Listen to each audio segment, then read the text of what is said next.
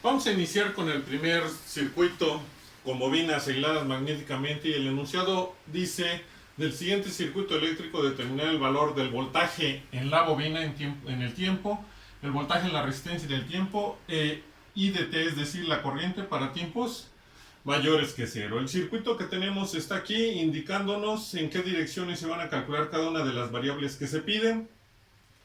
Y lo primero que mencioné es ubicar si existen o no interruptores en el circuito. En este caso observamos que hay un interruptor, entonces tenemos que empezar a analizar en los tres tiempos. Y vamos a iniciar con tiempos menores que cero, donde recuerden que solo se calculan las condiciones iniciales que pudiera tener el capacitor o en este caso la bobina. Este es el circuito que se va a tener que emplear para calcular las condiciones iniciales. Esto corresponde al interruptor que está cerrado y en este caso recuerden que la bobina, una vez que se carga, se comporta como un cortocircuito y nosotros estamos dando por hecho que ya se cargó la bobina y es un cortocircuito. Aquí tenemos un cortocircuito. La dirección de la corriente, se los mencioné, que lo determina siempre la fuente real para no tener problemas en cuanto a la dirección. Si nosotros siguiéramos la corriente que va de más a menos, que es el sentido convencional, llegaría a este punto la corriente, una se iría hacia la resistencia de 6 hacia abajo, continuaría con su trayectoria la corriente y llegando a este punto se volvería a dividir.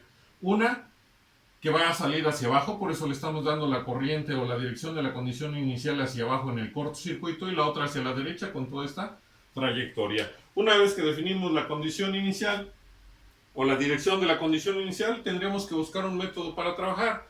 Recuerden que hay que aplicar los conceptos que se tienen para no trabajar de más.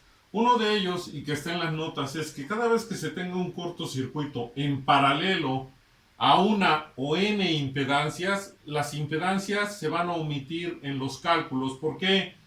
La corriente circula por donde, primero únicamente por trayectorias cerradas. Yo tengo aquí trayectorias cerradas. Y segundo, por donde hay menor oposición al paso de ellas. ¿Qué significa? Que cuando la corriente llegue a este punto y vea que aquí hay 0 impedancia y aquí hay 10 de impedancia, va a circular por donde no hay oposición al paso de ellas y va a despreciar la rama de mayor impedancia.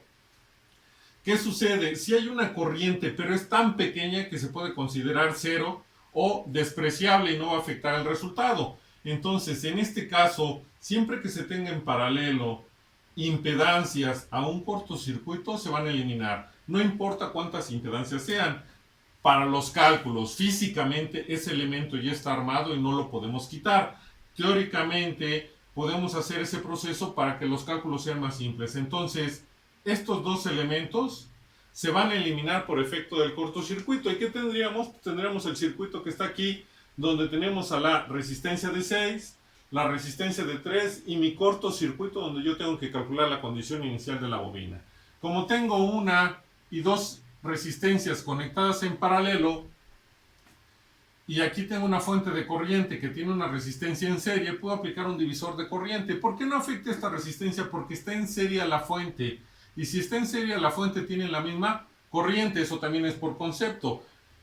Impedancias conectadas o elementos, más bien en general conectados en serie, tienen la misma corriente. Por eso es que hasta este punto se divide y únicamente considero las dos resistencias que están en paralelo. Voy a aplicar un divisor de corriente en donde se puede ver del circuito que la condición inicial de la bobina es igual a la corriente, su índice B. La dirección que lleva es la misma, por eso se queda positiva. Y aplicando el divisor, recuerden que siempre un divisor, sin importar si es de voltaje o es de corriente, es una división. Entonces, escribimos nuestra línea de división y en el numerador siempre va a ir o la corriente que conocemos o el valor de la fuente de corriente, que en este caso es 10.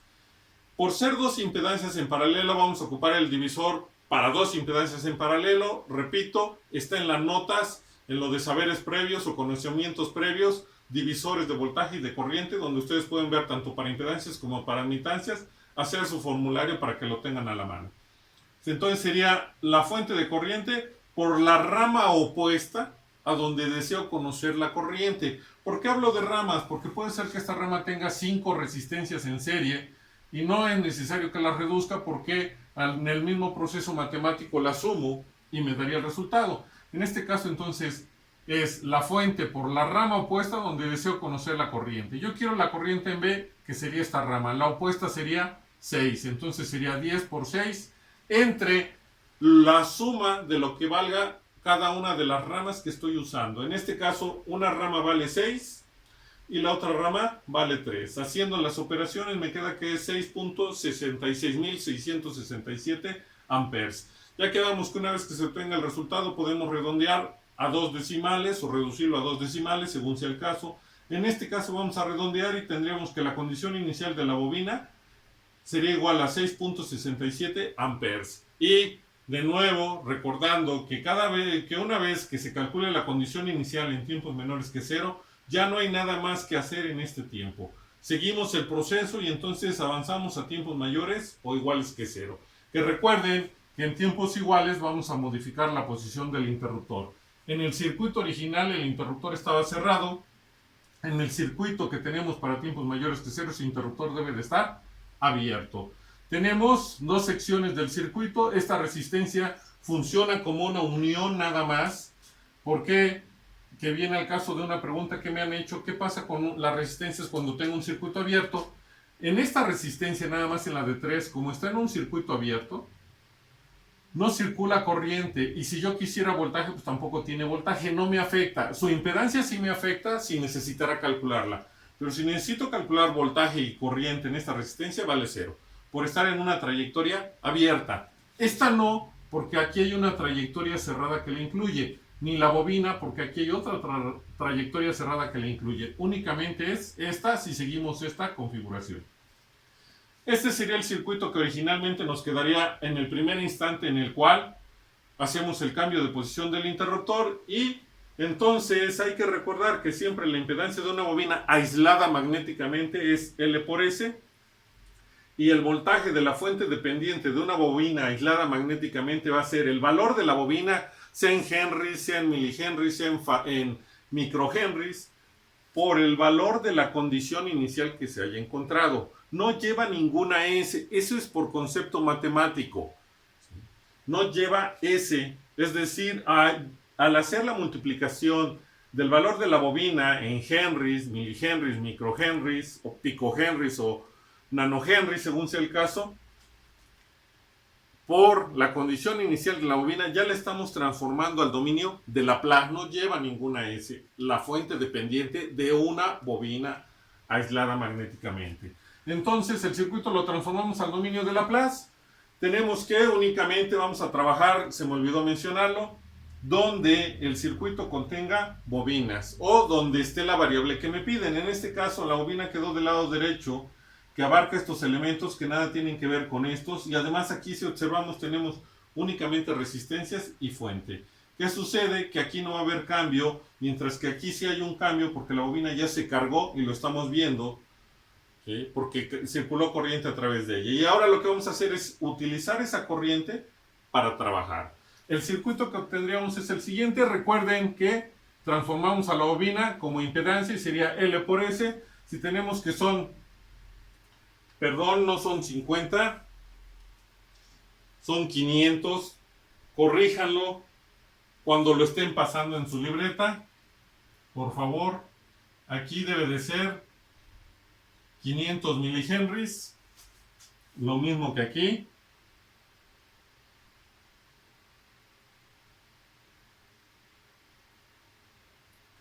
Para que cuando pasemos al dominio de Laplace, 500 milihenrys es igual a 0.5, que sería el valor de la bobina, por la variable compleja de Laplace nos quedaría 0.5 por S. ¿Cómo vamos a obtener el valor de la fuente dependiente de la bobina? Aquí está, sería el valor de la bobina, que es 0.5, por la condición inicial de la bobina, que es 6.67, y eso nos va a dar 3.335, y ya son volts. Aquí no le escribo unidades porque el símbolo que me está dando el circuito para la fuente dependiente es de voltaje, entonces doy por hecho que estos son volts. La dirección, aquí podemos ver que la dirección de la condición inicial fue hacia abajo y nos los proporcionó la fuente con la cual se alimentó en un inicio. Entonces la fuente dependiente también va hacia abajo, y recuerden que tiene que estar conectada en serie a la bobina, y debe de ser siempre de voltaje. Y ahora las variables que nos piden calcular, que fue el voltaje en la resistencia de 2, cambiamos letras minúsculas por mayúsculas y la variable del tiempo por la variable compleja de Laplace. La dirección se mantiene. La corriente, de nuevo, cambiamos letras minúsculas por mayúsculas y la variable del tiempo por la variable compleja de Laplace. Y recuerden que si una bobina tiene condición inicial, entonces, como se le conecta una fuente dependiente en serie, el voltaje que vamos a calcular de la bobina que nos pidieron incluye a la fuente dependiente. Entonces, aquí por eso la flecha abarca a la bobina y a la fuente dependiente, y estaríamos calculando así el voltaje de la bobina en el dominio de Laplace. Ese sería el circuito que hay que utilizar para hacer los cálculos.